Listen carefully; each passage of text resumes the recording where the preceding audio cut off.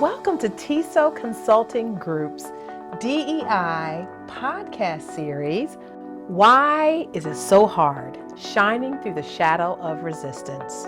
I'm Dr. Tonya Breland. And I am Erika.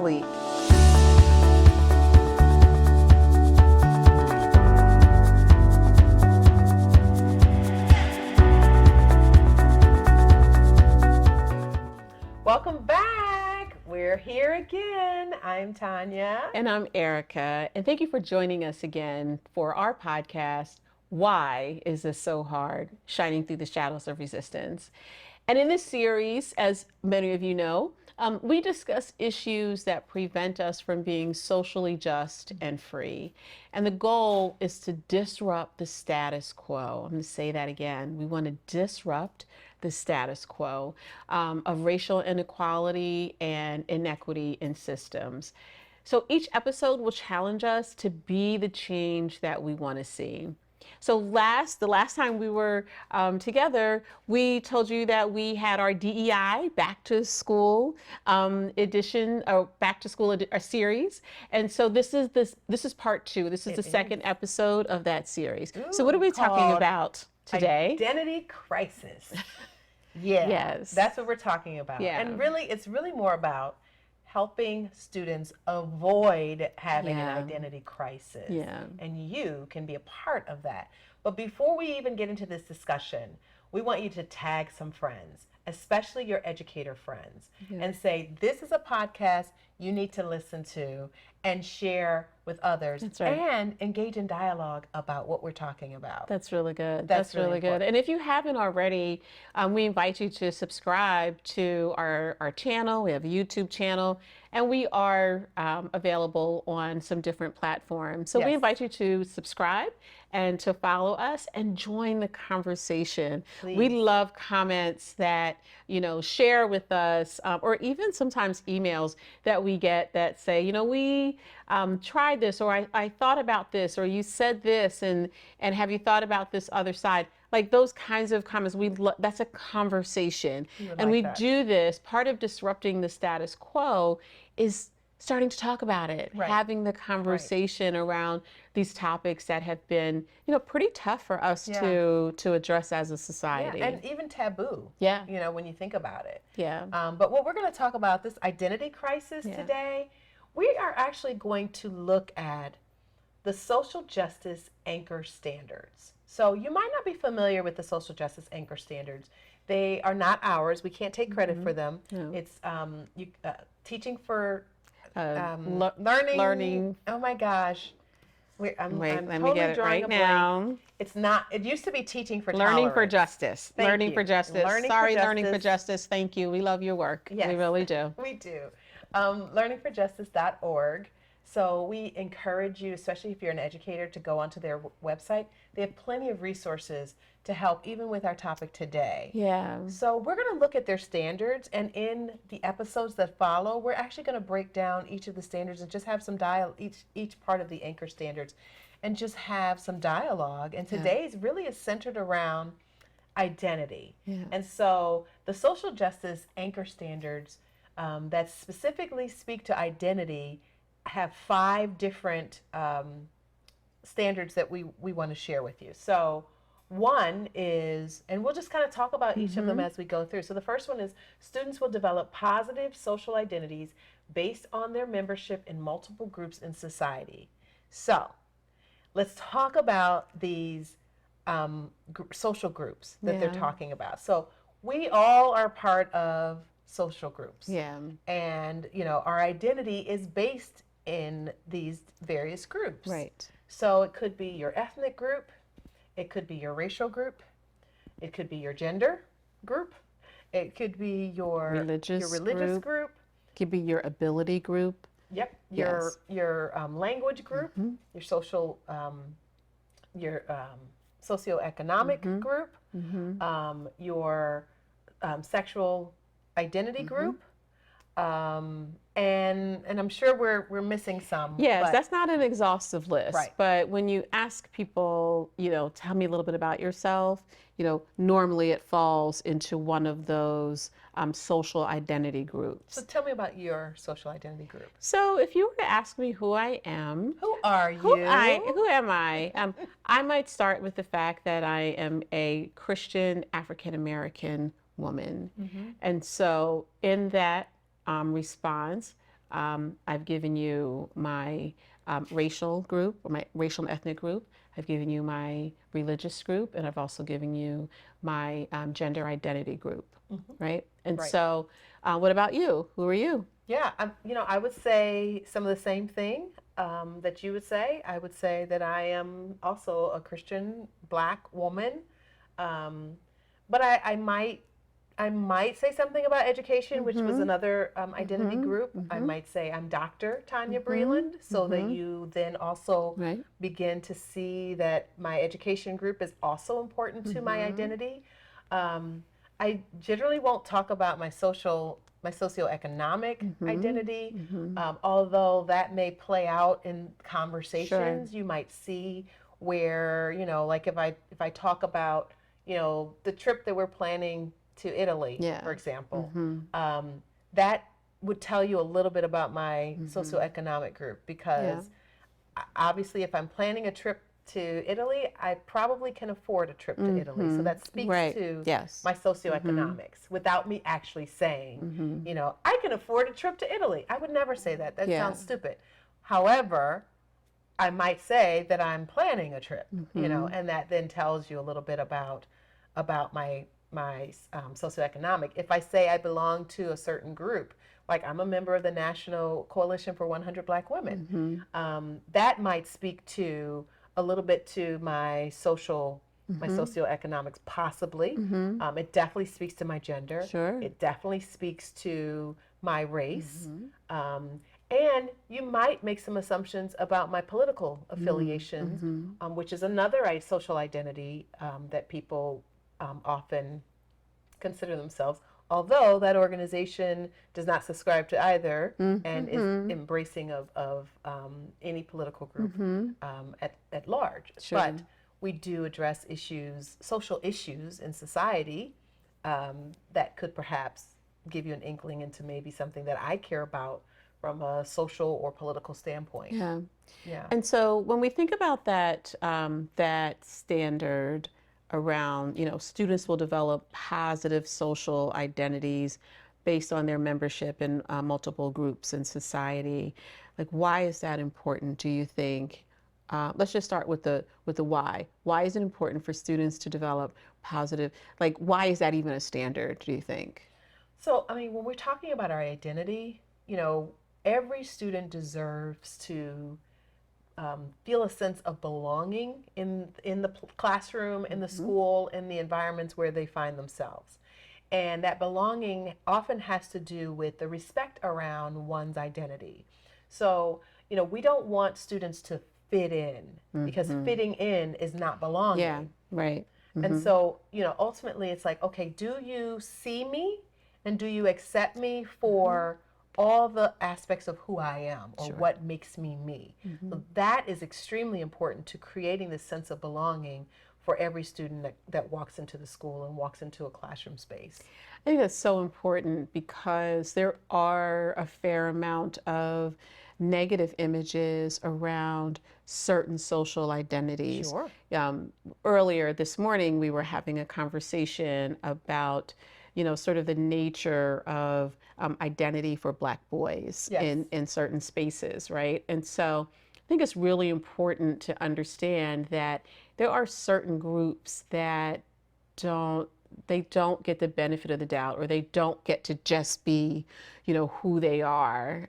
We were talking about kind of like this, almost like this posturing Yes. that Black boys very often have to do, and in a way that other groups just don't have to do that. Right. And I will say that as a teacher, I was hyper aware of that, and I've let my Black boys know, like, you don't have to do that here. This is safe. You can be vulnerable. You don't have to be tough. You're not going to have to fight your way out of this class or fight your way into, like, you're here and that's enough. That's right? so You know, and it was important. It was very important for them, especially in the classes that I taught that were like AP or honors, where we did not see, representation that was proportional to the Black boys that we had in the school. And so, that was really important. Like, you just get to be you here. And I think that's part of that, like, positive identity, developing that positive identity. Right. So I get to be in this space. It's possible for me to be really smart and be a Black boy at the same time. Like, I get to do that, right? It's safe for me to be that here. Right. And so those kinds of, that kind of awareness around our students and the social identities that they have, I think is really important. It is. And I think giving students an opportunity to explore their social identity and really get a sense of, like, understanding who they are. So that often comes through that relationship building that we do with students, and it should be very intentional. Yes. So not only us to them, but them to them. Yes. So students should get to know one another. That's where they begin to learn to respect the differences. That's really good. And what's unique about each student, because every student comes with something different. And when children are looking to fit in, they often are trying to find the thing that's in common with another kid. Well, if I can be like this other kid, then maybe they'll accept me. And what we really want to do is we want kids to accept one another for what's different about them, because they all bring something different into the classroom. Yes. And there's something very different about their social identities that may stand out. And again, we can't make assumptions about, well, I look at you and you look like, a Black woman. And with that, there might be some assumptions that I make about Black women. That's right. So That's right. Testing my own biases, like, okay, well, what do I believe about Black women? Do I, when I see Black women, do I see, or Black girls, or Black boys, or Latino boys, or Asian girls, or whomever comes into our classroom, do I see them for who they are, or am I making assumptions about them because of their how I see them? I think that's really good, and I think that actually ties in. I'm going to jump down for number 3, because if you look at the standards, they're 1 through 5. Number 3 says students will recognize that people's multiple identities interact and create unique and complex individuals. And I think that actually speaks to the spirit of what you were saying around, recognizing and appreciating those differences, so it's not just me that has these kind of multiple and intersecting identities, but others do as well. And so, how can I recognize the uniqueness and the complexity and appreciate that and engage with that? So that's one of the standards that I think really speaks to that I think is really important when we think about kids that come with these varying identities. And even if a teacher is working in a district that is considered majority minority, I think this is also really important. So you and I were also had a separate sidebar conversation about HBCU experiences. And I went to an HBCU, Howard University. Sorry, I can't help it. It's just this thing. But Erika's daughter is also going to that same HBCU. I'm so proud of her. I'm proud of her too. And so, but what's really interesting is I was sharing with you this morning how when I attended Howard University just a few years ago, not too long ago, what was really amazing to me was the unique differences in Black culture, and how there were groups of people at that university that were so different from groups of people that I grew up around. And it was almost like, diversity isn't our topic today, but we are going to talk about that in one of our succeeding episodes.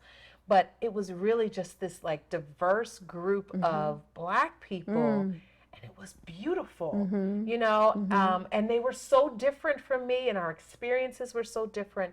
But I came to really learn more about other groups of people who look like me. So teachers who are working in, majority minority schools may see a lot of black and brown faces and may think, like this doesn't apply, but it absolutely applies. Yes, it because does. there's a lot of uniqueness even in, ethnic groups that are similar. Yes, yes. know? I 100% agree and have experienced that. Right. It's interesting because, when we think about language around different groups, so I think of the term African, right? And so somebody will say, this person is African.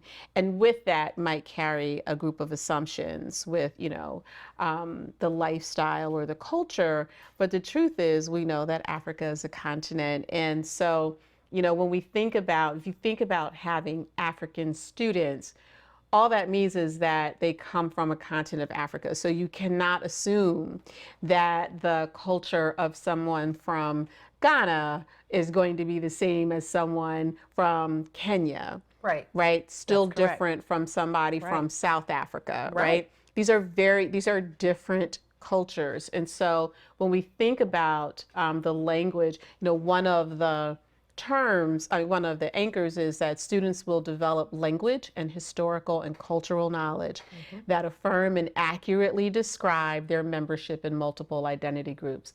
And that's really important to get the accuracy of the language and make sure that we do have, if you know that you have students from Africa, it's important to know where in Africa. And it's also important to allow students to explore, what does that mean? So what does it mean that my parents are Nigerian and I'm Nigerian American? Like, what does that mean? Right.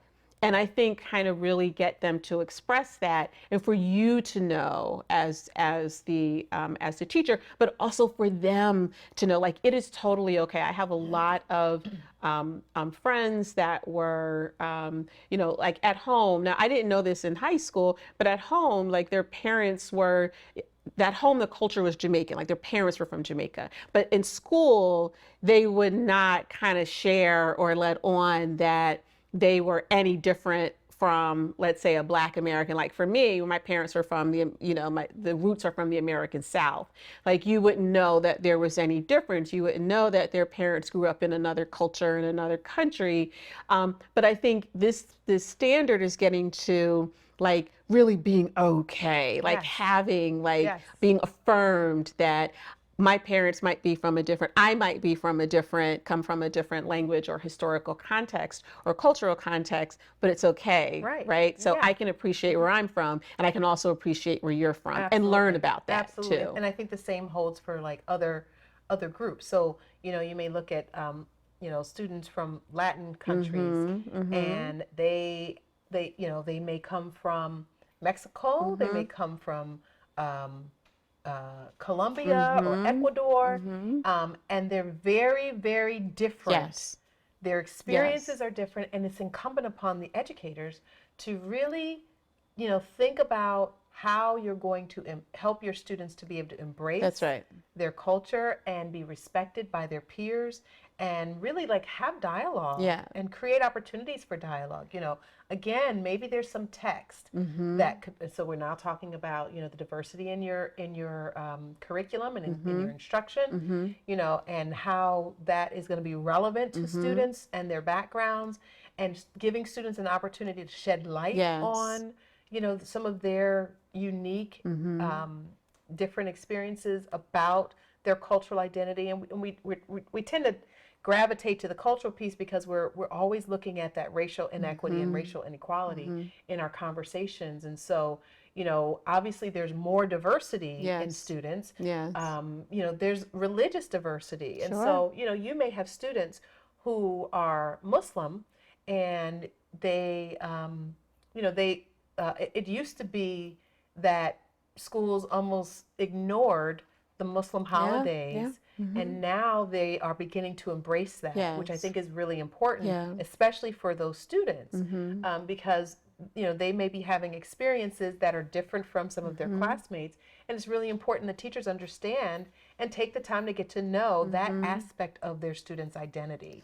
Yeah, I love that. And also allow kids to kind of share Yes. what their experiences Right. are Right. around a practice or a belief, or Right. like allow kids to share. Not, and this isn't about them proselytizing. This is about you giving kids the space to express their identity. I think Right. that's really important. And if Absolutely. we're not careful, we really run the risk of, assuming this conformity, and we're really like stifling the identity of kids. Right. I think And, that's, and then it makes it difficult for number 4 to happen, where students will express pride, confidence, and healthy self esteem without denying the value and dignity of other people. yeah. And so we want students to be proud of who they are Yeah. and how they identify. We don't want them there to be shame Yes, around who they are. So, that's right. I mentioned Muslim students. So there may be students who practice Islam who where some of the girls may wear hijabs and where some girls may not. And so, it's like don't make assumptions That's about right. those students. It's really important to learn more about their their religious practices and what might be different, even in the same religion. Yeah, I think that that's really important. One of the activities we do early on in trainings is we talk about names. Yes. And I think names is like one of those areas. I mean, we tend to think of it as low-hanging fruit, but we know that very often one's name has, roots and meaning in a culture, in a religion, in a region. And so when students come with names, and some of them, particularly, I will say for the American English ear, are they're hard, right, for us to pronounce. But I think it's so important to get that name right. It is. So the name, Critical. it's critical. The name that the students come to you with. And in New Jersey, if it's different than what's on their school record, you have to honor that That's too. correct. And we know that students go through, identity is fluid. And so if they're in a space where, they have a name that is different, particularly in New Jersey, I don't know how it is in other states, then we honor that, right? And so I think, getting that name right is a great first step Yes. in honoring a student's identity and getting them to the place where they can confidently say, like, this is my name, right? This is my name. I remember Because this is who I am. this is who I really what they're am. saying. This is who I am. Right. I remember this is a really this is early on. This is an example. So I was working at a camp, and there was a student. I may have shared this before. There was a student who, on paper, her name was Maribel, right? So looking at it, for me, it was Maribel. And I was calling her Maribel, and one of her sisters said, her name is Maribel. And I was like, oh, okay. Is that your name? She said, yeah, call me Maribel. That's my name. That was her name for and everybody had to call her that. And I really respected that. I was like 17 when I had that experience. Wow. But that was the first time that someone stood up and said, like this is my name, like this is my name. This is how you pronounce it. And that's me, And so I think that's really important for us to honor when somebody says, this is my name and this is how you pronounce it. I think you get the emphasis right. Right? And get the vowels right and get the consonants right. I think that's really important. And as a teacher, I used to write it out phonetically if I wasn't sure about it. I used to write it out phonetically because that's important. Like you said, this is who I am. Yes. Yeah. I think it also comes up with students who are part of the LGBTQ population and who identify as LGBTQ because they oftentimes will change their names as well. And when they change their names, again, this is them saying, this is who I am, this is my identity. And, in the public school system, teachers don't have the right to be able to say, well, that's not what I'm going to call you because your records say X, Y, Z. And so, that's something that teachers have to keep in mind and be considerate of as well, because it's very much a part of how a student may see themselves and a part of what their identities are. Yeah. And then that brings me to the fifth And final part of the social justice standards around identity, which is students will recognize traits of the dominant culture, their home culture, and other cultures, and understand how they negotiate their own identity in multiple spaces. Yeah, That's a lot. that's a So lot. even just understanding the dominant culture can be triggering for some people to think about, like, Yeah, dominant culture. But there is a dominant culture in our society. absolutely. There is, and I think to recognize that. Um, so in some ways, this is like we start to do this as we get older. Like we call it code switching, right? Sure. So we know what the traits are here. We know what the traits are here. And I think this is really about kind of like understanding and negotiating their own identity in multiple spaces. A friend of mine was telling me about she works for a company, and there is a black CEO, and one of the things this company prides itself on is like promoting from within, and so she was saying that there was a large kind of company conference, and the black CEO gets on stage, and they're helping him with his mic, and something happens with the mic, and so when the mic goes out, they go some of the audio visual text go to help him, and she says he is holding the mic, and he stops and he says, "Nah, I'm good," right? And so they leave, and and so she said, like, what she felt in that moment was that it's totally okay to be who I am and to speak the way I speak in this space, right? She said just those three words, "Nah, I'm good," was really sort of like this statement that this is who I am, and I'm still in control of this company. You know what I mean? So I thought that was a really great example of kind of just maintaining that identity in this space where we would not normally hear that language in quite that way. Yeah, no, that was a really good story, and I hadn't heard it before, and just fits really nicely into this conversation. But when we're thinking about students in the classroom, and really helping them to understand and recognize the traits of different cultures, it means that a teacher has to be really intentional in the classroom and setting the tone right from the beginning of the year that we are embracing all of our students' cultures. We're understanding how students are navigating their cultures in the midst of the dominant culture. And we really, begin to kind of give students language around that, give them a sense of comfort and pride and respect around who they are and who others are in the room and in the classroom and in the school. It's really important, that students get that, and they get it early, and that we won't make assumptions about anyone whose identity doesn't conform to ours. Right? We won't make assumptions. So that means we don't do that as a teacher, and we teach kids not to do that as well, right? Absolutely. We don't make these assumptions. And so, as we're, sort of rounding out this conversation and bringing it to a close, one of the things we typically do is we really invite you to share with us, like, what you do in these instances. What are some ways that you avoid the identity crisis with kids in the school? What are some ways that you teach kids to embrace their identity and to honor the identities of others, regardless of how they conform or align with a kid's identity or how they, might differ? So what are some things that you do? And even how do you, as the educator,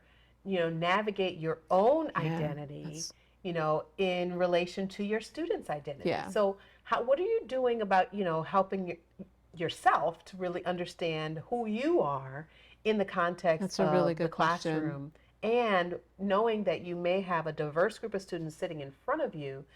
How do you then navigate and negotiate between who you are, who they say they are, or who they, identify as, and also understand that who they may identify at the beginning of the school year may be very different from how they identify at the end of the school year. That's right. And so really doing that, I would say, reflective work, like really understanding, who you are, who they are, and not being afraid to do some self-reflection, and even being, critical of yourself in some ways to the place where you begin to understand some things about you, as an educator. That I think is a piece that we don't really get. No one really teaches us how to do that. No, especially since it's so it's fluid for them and it's fluid for us. Right. And the way that we might understand something, particularly at the beginning of the year, might be really different when we give ourselves, over to the work. And so, again, we invite you to join this. This has been a really great conversation. I really looking forward to continuing. Yeah. So we invite you to continue with us in our DEI Back to School series and some other podcasts. You might want to listen to some other earlier episodes. Might be really good too. So I'm Erika. And I'm Tonya, and thank you for joining us. And we look forward to you coming back and joining us again.